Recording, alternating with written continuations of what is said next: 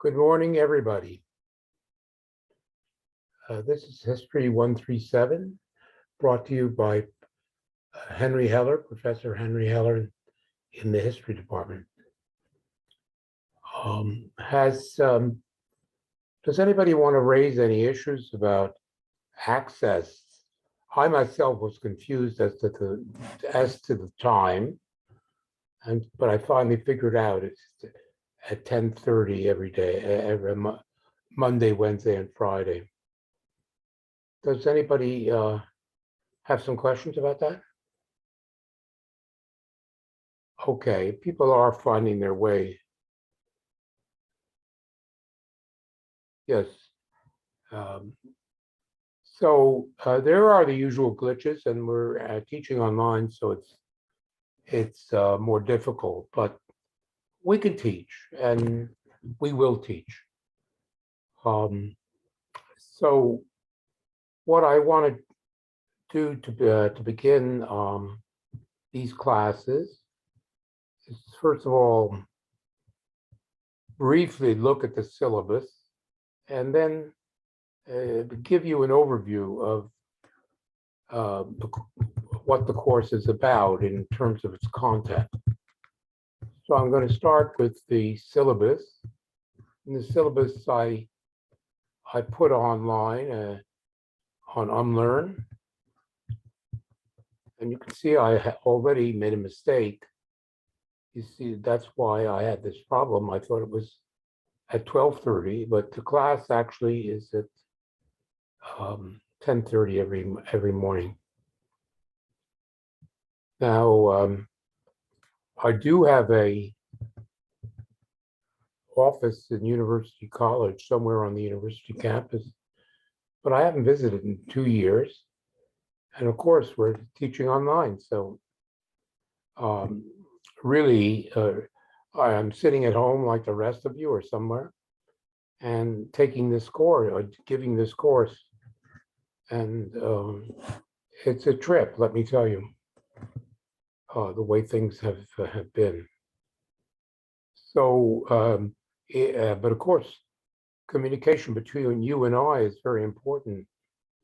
And so I list my phone numbers.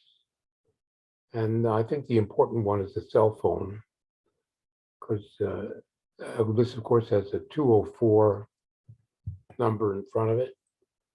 But that's an important means of communication, as is email. As I say, I'm sitting at home. What do you think I'm doing at home? I'm reading. I read a lot online. I check my email. So you can find me very quickly if you send me an email. And then, of course, if you're having a particular problem and so on, well, the thing is, you can always phone me up. We can have a chat by telephone, or we can even schedule a Zoom meeting and have a face-to-face chat. So there should be no problem communicating. Does anybody have any questions about this? Okay, now, as I said, I don't want, what I'm not going to do is I'm not going to spend the hour just going through the syllabus. I'm going to deal with the syllabus in detail in the next lecture. We're talking about an overview now. So I'll spend a little bit of time giving you a sense of things, and then we'll move on to this famous overview. So first of all, the course description. This course, 1370, surveys global history from the beginning of European expansion, 1500, to the industrial. European expansion starts with Columbus, 1492, 1500. And this class continues to the Industrial Revolution at the beginning of the 19th century. That is to say, around 1800. So the narrative is from 1500 to approximately 1800.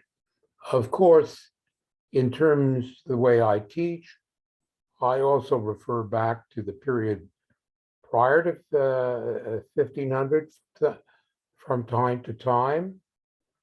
And at the same time, I look forward beyond 1500 to the present. And the reason was, that is to say, the 19th century, the 20th century. Now we're in the 21st century.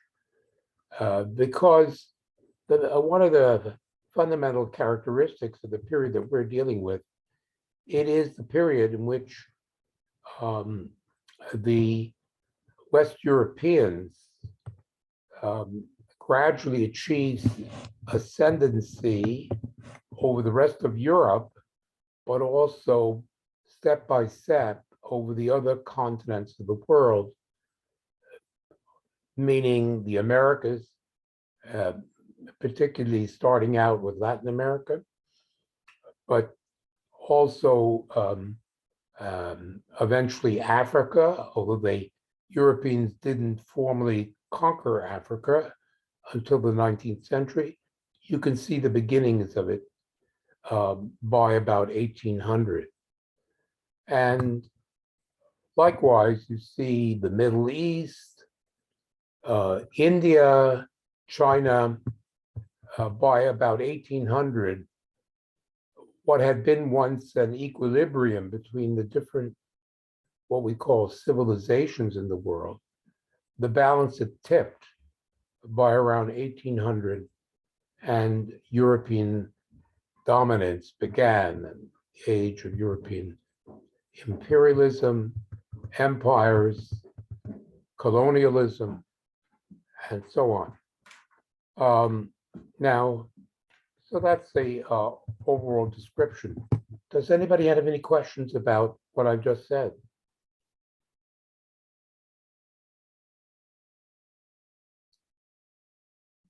Okay. The course will be based on online lectures on Zoom, regular discussion, and film clips. Well, obviously we're on Zoom. We're 75 strong in this class. I will be lecturing a lot, but I would hope for discussion, because I'm going to be very controversial. I'm going to say what's on my mind. And I have a lot on my mind. A lot of things are happening in this world, and I'm not holding back here. I'm going to, as best as I understand it, explain not only the past, but also what exactly is going on in the present, because the two are interconnected. The way one does history, the way history works as a discipline is, of course, it's about the past, it's about facts, but it's also about theory, and it's also about the way people look at the past through the present.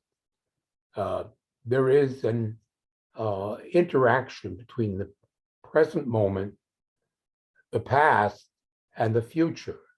And since we are, in my opinion, at a momentous moment, we're at a real transitional moment, a moment of a transition moment as important as the original inception of modernity in 1500. That is to say, right now, the changes in the world, the changes in what we call the spirit of the times, what is happening in the world, is as momentous as what happened in 1500. I'm not going to hold back and say, oh, we're just placidly looking at the past. No, this is serious stuff. And this is a serious moment. And I'm going to try and sort of explain not simply what's going on, what happened back then, I'm going to relate the present to the past. Are there any questions about what I've just said?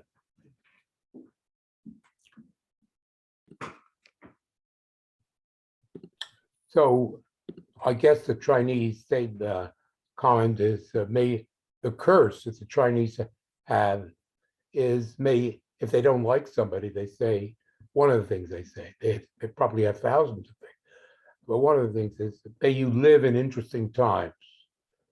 May you live in interesting times. Well, we are living in interesting times. Okay, so finally, briefly, we see there is a textbook, Ronald Marx, and then there are these two other books that you need to acquire. One by yours truly, Birth of Capitalism, and the other by a South Asian professor, wrote a remarkable book called Perilous Passage. And the term work then, and the lectures will all be based on these texts. So you should acquire them.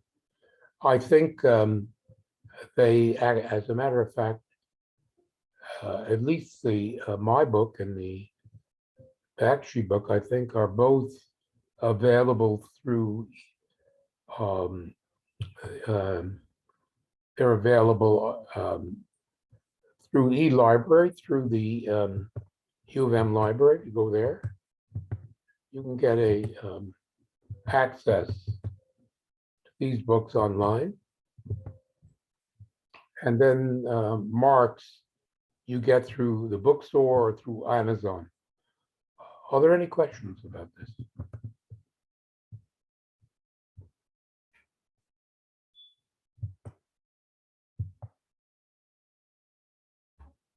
Okay. I'm just wondering why. You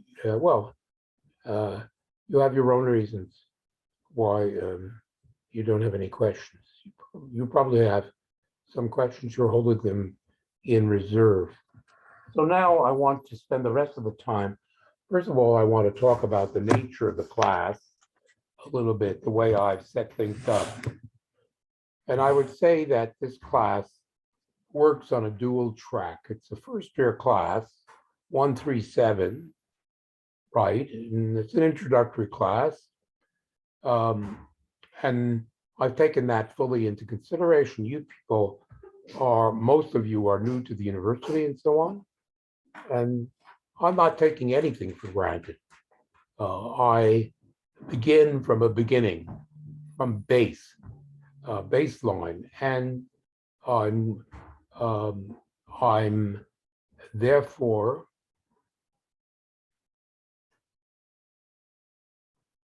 somebody asked about notes or slides or something. All of these lectures are being recorded and being posted to YouTube. I'm glad somebody brought that up. Yes, it's all going on YouTube. So, and this is, of course, it brings me to the point that I'm giving you as much support as I can. In other words, these lectures are going to be every Monday, Wednesday, Friday, 10:30. There is the lecture, but there's also a record. There is going to be posted on YouTube, all of these lectures. So that is an important source for you in terms of your dealing with the content in this course. And there is a lot of content. History is about narratives, about facts. I'm not obsessed by facts and so on, but you have to have a scorecard of basic information in order to deal with history, and a certain sort of comprehension of what happened in a given century is important. And so I'm trying to give you as much support as I can. At the same time, as I've already indicated, I'm dealing with some serious stuff, and I'm not going to baby you in that respect. I am treating you as adults. We're in a serious situation. let me be clear. We are on the threshold if we're not already at war. That's my view of the situation. Um, and who can say what's going to happen? But and I will have more to say about that. It's a very important point. But so I'm not pussyfooting. At the same time, I'm trying to give you support. And what by that, I want to talk a little bit about the support I'm offering in this class to make sure you get through and you get through well. First of all, there is the matter of, if you look at the syllabus, you look through the syllabus, you see that as part of the syllabus, if you go down several pages, you see there are a set of review questions. Okay.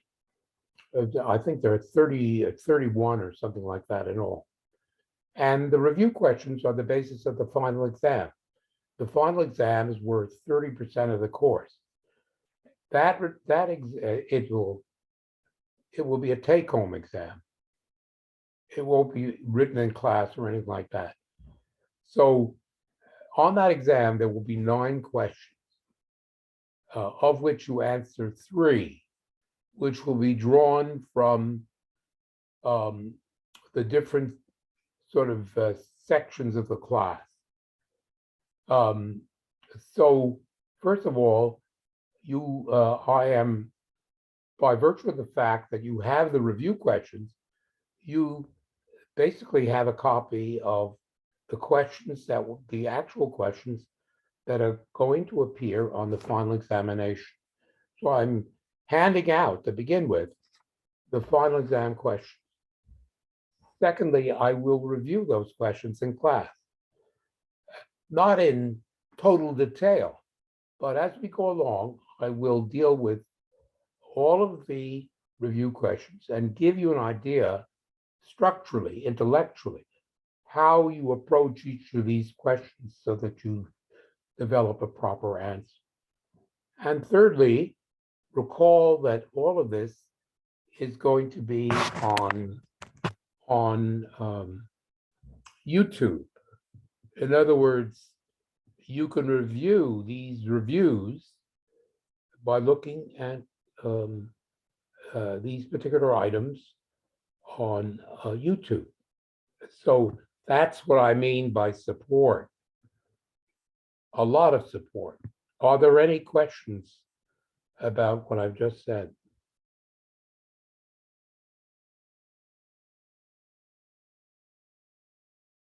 Okay. And then to continue this a little bit further. So I said that 30% of the class is based on the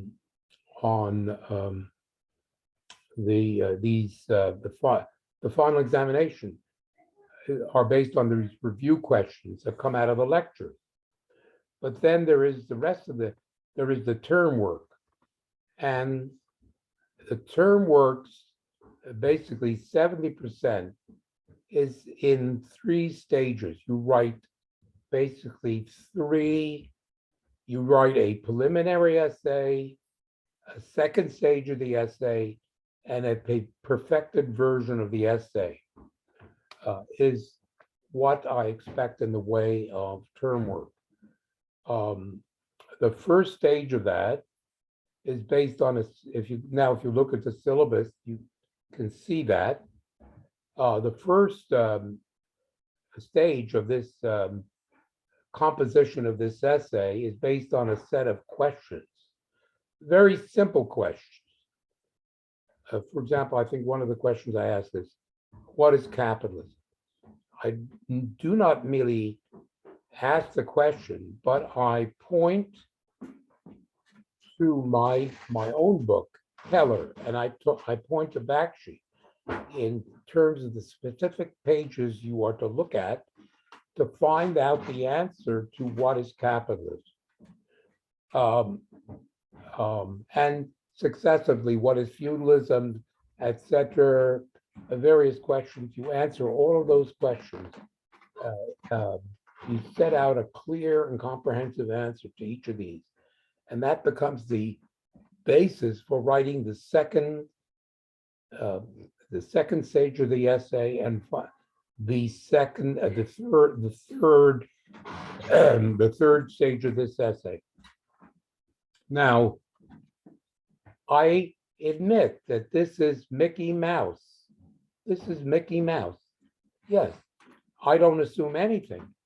But what I'm looking for is there's a limited amount of work here.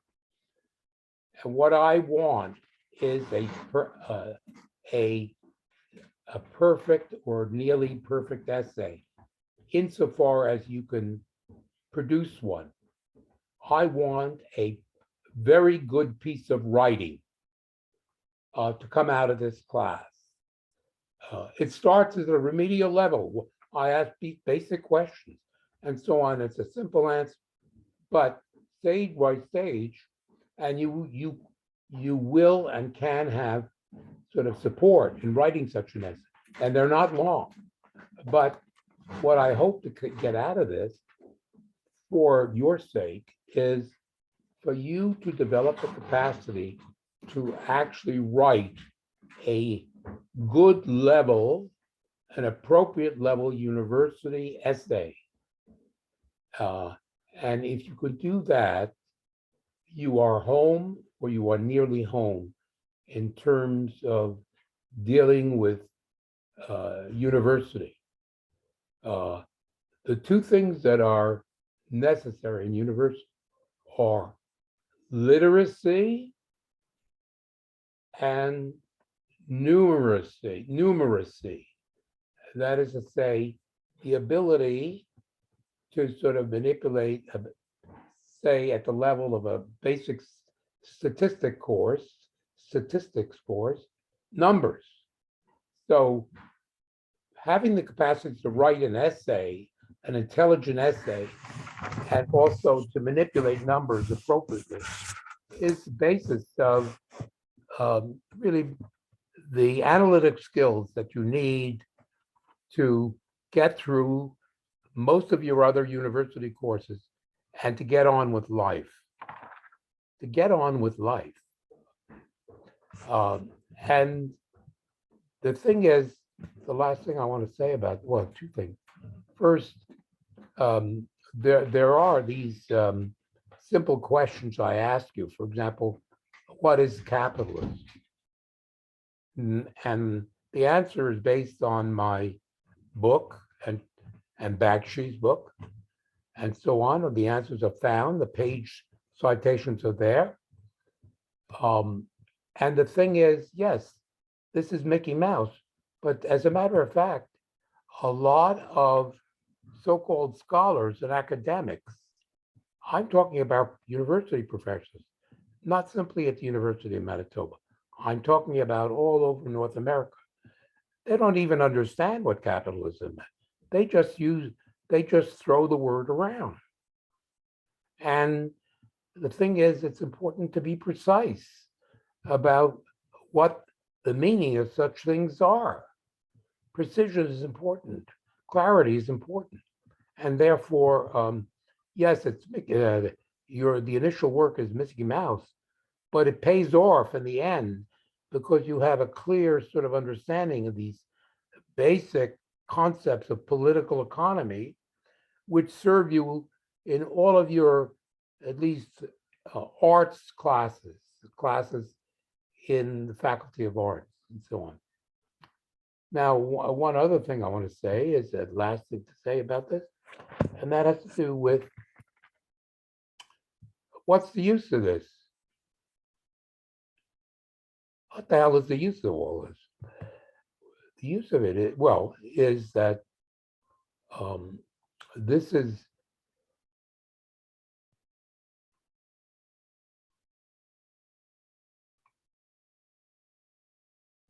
somebody asked for live transcription. I'll have to think about that.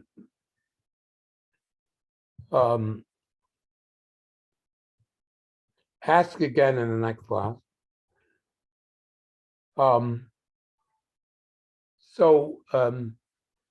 What is the point of all this?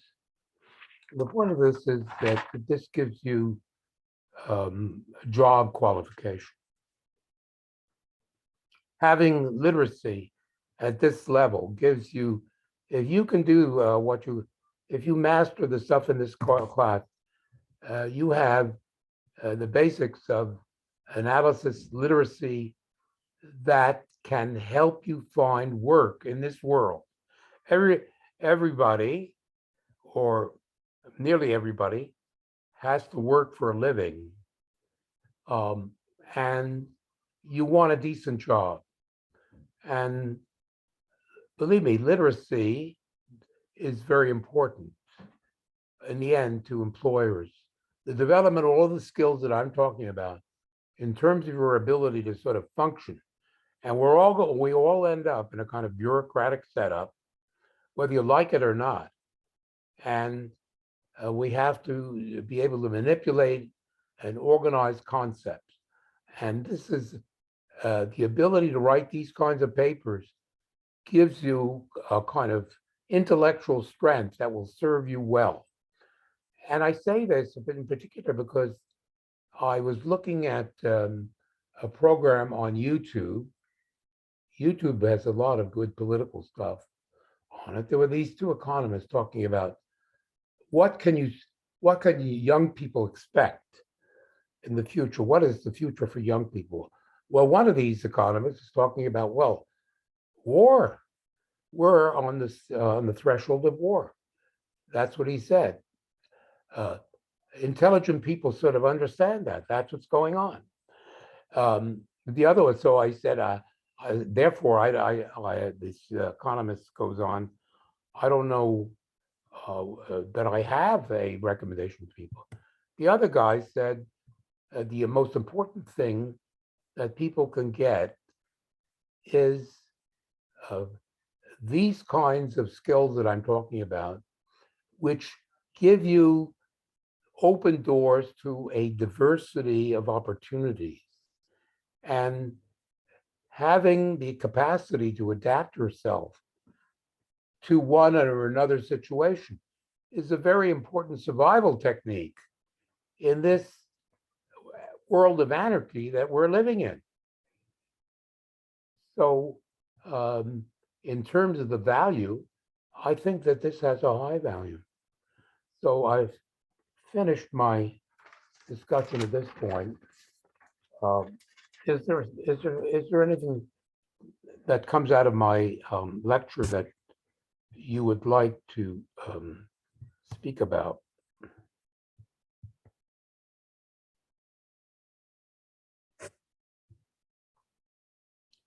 Okay. We will now move on for today's lecture to a sort of overview of this course. What is its historical overview of this course? Very brief, of course. And what I'm putting on the map is a map of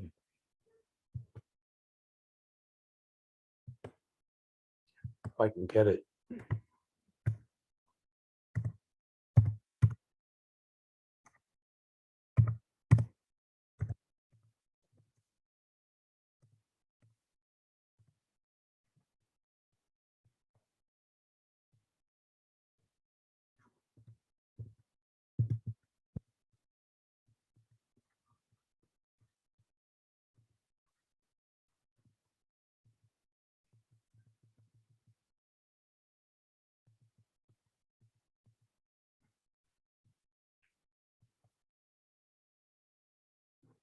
Okay, this area here is known as Eurasia. It's here we see Western Europe. I'm just giving you very briefly. Here's Western Europe. Here's Russia, which extends into Asia. There's China. There's India down here. This is Eurasia. Excuse me, Professor. Yes. Hi, we can't, or at least I can't You see can't what see you're, it? yeah, what you're talking about. Just a second. Hey, Laura?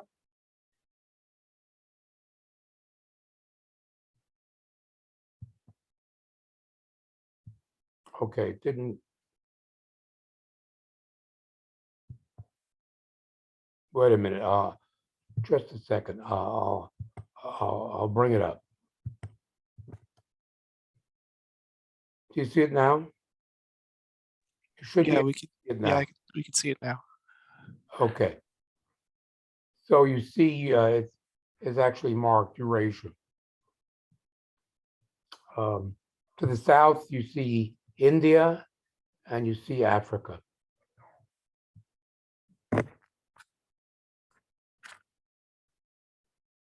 What's off the map, of course, is the Americas.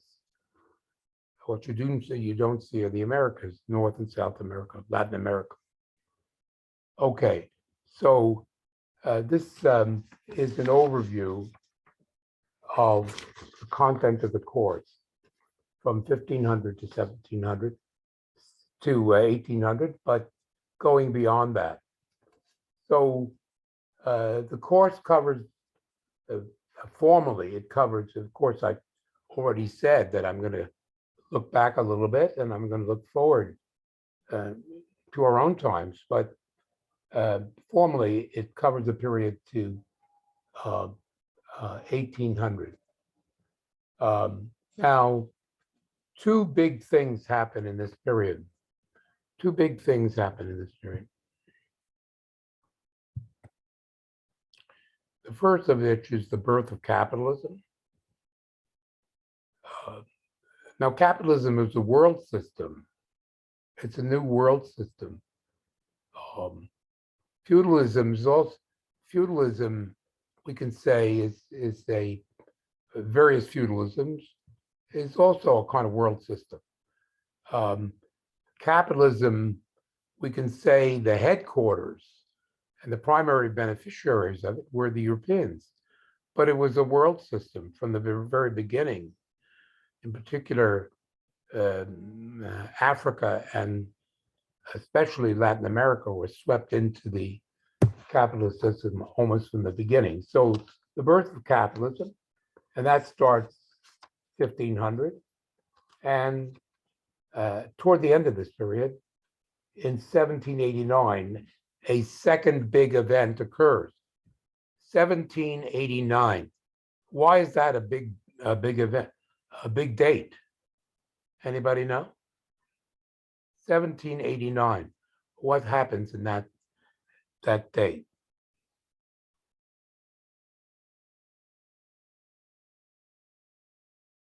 The French Revolution. So the birth of capitalism and the French Revolution are the two big things that happened in this period. And in terms of sort of looking at the dynamism of the whole period, what is actually moving the world in terms of the changes that are occurring during this period, it is above all the development of capitalism and the productive forces of capitalism and the political changes, particularly the revolutions that accompany capitalism, which are the dynamic forces in this period. They are the dynamic. And of course, one of the characteristics of this modernity is change, transformation, what used to be called progress is one of the fundamental features. And the driving force behind that is capitalism. Now, insofar as Europe is concerned, what happened in Europe after 1500 in terms of the inception of this capitalism was that the older system that existed in Europe, and as a matter of fact, in India and China and basically everywhere else, was that the older system prior to capitalism, the so-called feudal system, which was based on landlord rent. That is to say, the whole of the upper classes, the state, and civilized existence depended on rents extracted from subsistence farmers, which were extracted by the feudal system. That's the way it was in Europe, and that's the way it was everywhere else. Of course, I'm simplifying. And suddenly around 1500, the system begins to change because a new system, not based on rent, but based on profit and manufacturing, profit and capitalist manufacturing, begins to develop. It's most visible in England, but it's happening all over Western Europe after around 1500. So the capitalist system based on profit and manufacturing begins to develop.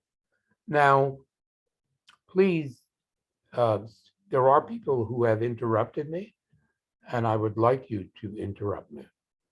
If, as I am speaking, something is not clear, or you want me to develop it more, or you want to discuss it, simply intrude yourself. Yes, it's a big class, but most people are quiet, and it is possible to carry on some sort of an exchange. So by all means, interrupt. So that's the big change that's happening. The capitalism is the dynamic, and it ultimately culminates in the French Revolution of 1789. That's what's going on. Now, in 1500, as this setup, as this begins to happen in terms of the world as a whole, we can say that prior to the development of this new system of capitalism, that the world, as a Western Europe, in 1500, if a world traveler was asked, oh, France, oh, England, oh, Italy, so on, I'm talking about a world traveler. And there were a few of these characters around. He would say something like, oh, you mean those backward countries way at the end of Eurasia, so far removed from the riches of China, the wealth of India, the luxury of the Middle East. So what I'm saying is that Western Europe was nowhere. It was a backwater in terms of civilization and even economic development in 1500. I'm not saying it didn't have any significance, but minimal. It was on the back edge of things. Basically, what you had in 1500 was an equilibrium, a balance between Western Europe, China, India, the Middle East. And on the Europe, sort of Eurasian complex, we see a rough equilibrium between what we can call the great civilizations. We'll deal with Latin America a little bit apart, but it was not until Columbus arrived. Of course, it was not part of this, but it had its own civilization, in some ways quite highly developed, as you'll see.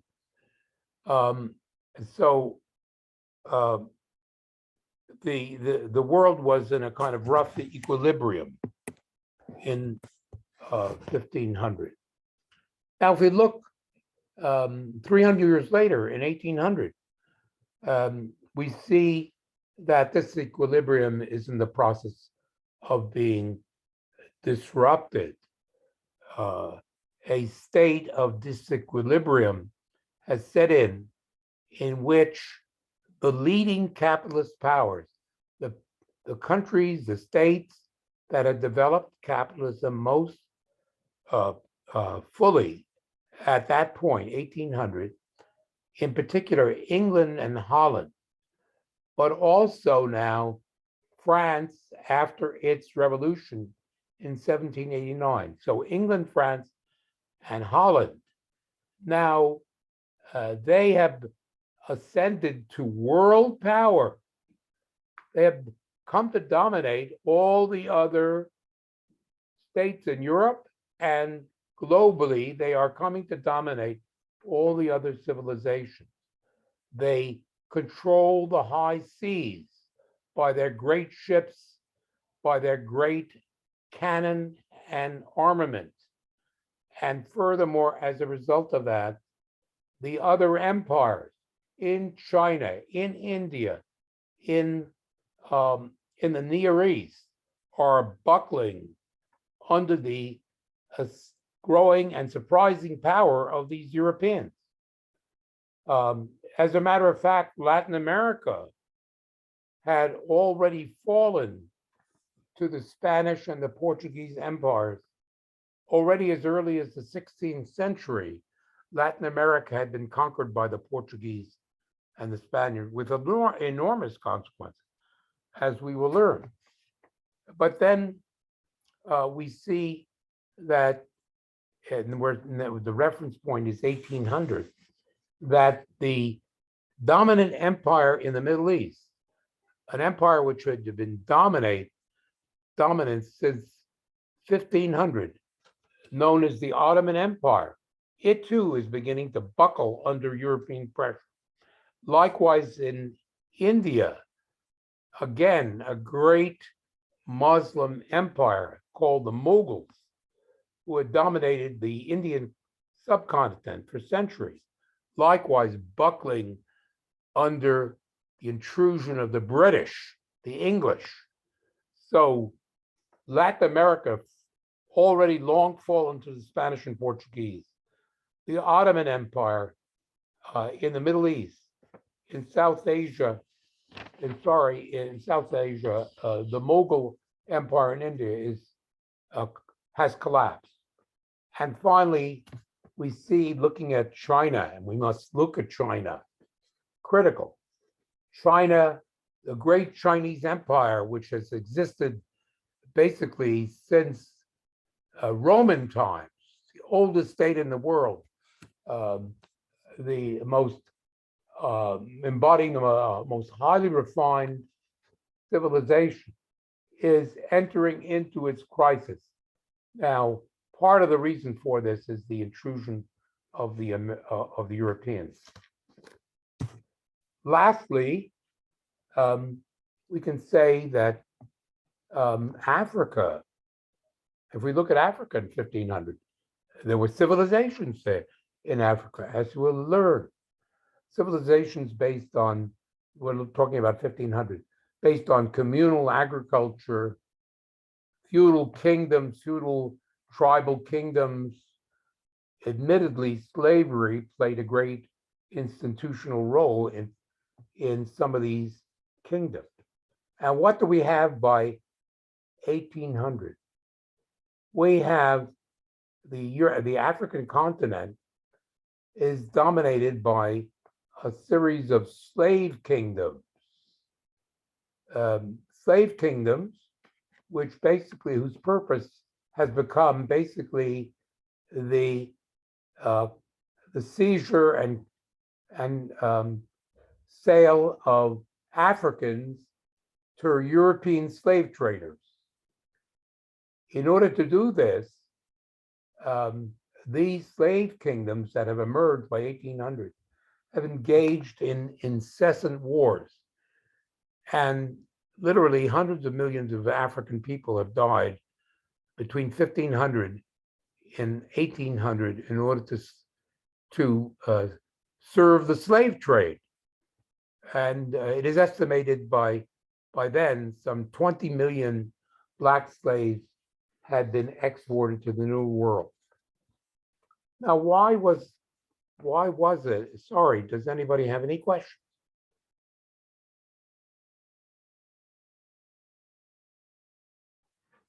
Okay, we still have a little time.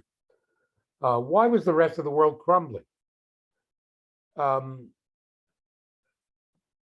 I've already alluded to the fact the strength of Western capitalism and the accompanying military prowess that it gave, the military capacity that capitalism provided Western states and Western economic interests, the combination of capitalism and a superior military technology was a very important factor. But not also important was the kind of Sorry, internal Professor. decay within. Can you put your note a little bit down? Like What's can't- that? You put the note a little bit farther. I didn't hear you. Uh, Can you put your note a little bit farther so I can Oh. see the Well, the the reasons have to do with the internal decay of these imperial structures. Their internal the sort of social inequality or the infighting that went on between the various political and cultural elites within these traditional empires has a lot to say about the reason, or their technology was inferior. There are various factors, but also this sort of Western military dominance. And of course, then, so by 1800, the conclusion is that the Europeans are achieving ascendancy. And you can see this, you look 100 years later, by 1900, basically all of the so-called third world or global south, Asia, Africa, and the Americas, Latin America, are now colonies or semi-colonies of the West, of England, France, Germany, Belgium, and Holland, and last but not least, the United States of America. I want to underline the last. The United States claims that it was not an imperialist power. This is rubbish. It's complete rubbish. And nobody believes that today. This is simply American propaganda. Has to be dismissed. Now this to come to an end of this, capitalism itself was based, of course, in terms of when we look internally about what were the basic constituents of capitalism, the rising middle class. It was the middle class that was the organizer of the new capitalist system.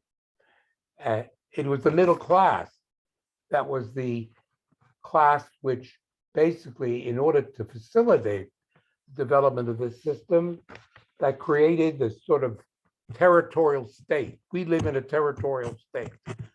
The territorial state, England, France, Holland, eventually other European states, and North America were organized in the form of territorial states, which is the fundamental institution which supports the capitalist market. It plays a huge role in terms of controlling labor and in perfecting warfare and enabling different capitalists to engage in competition with other capitalists.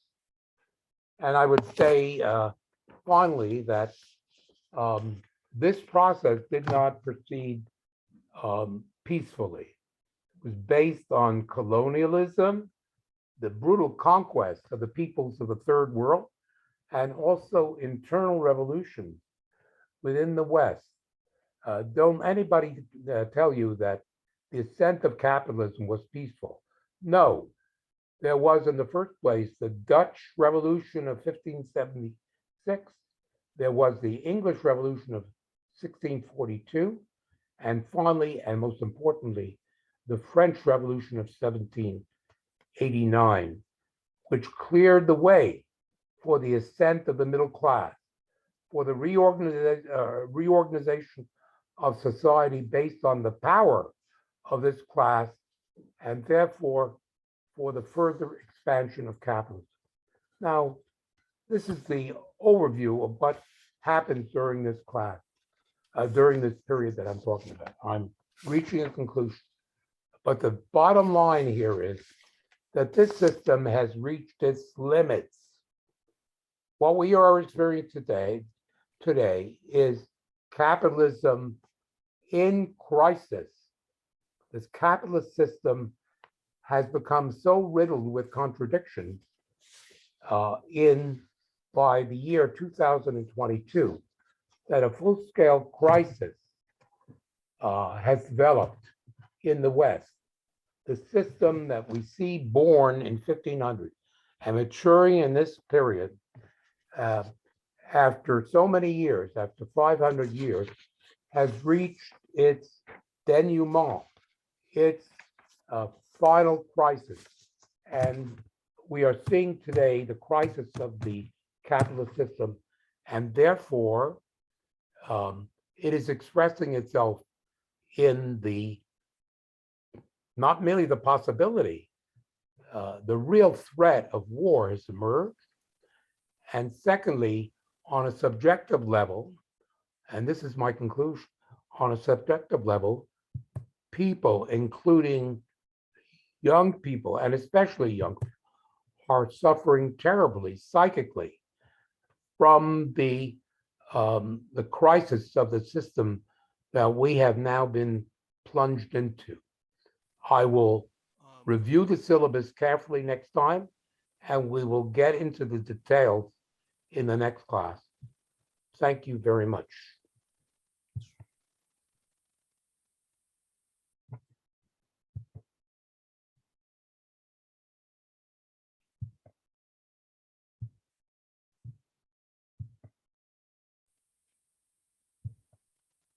Can you hear me?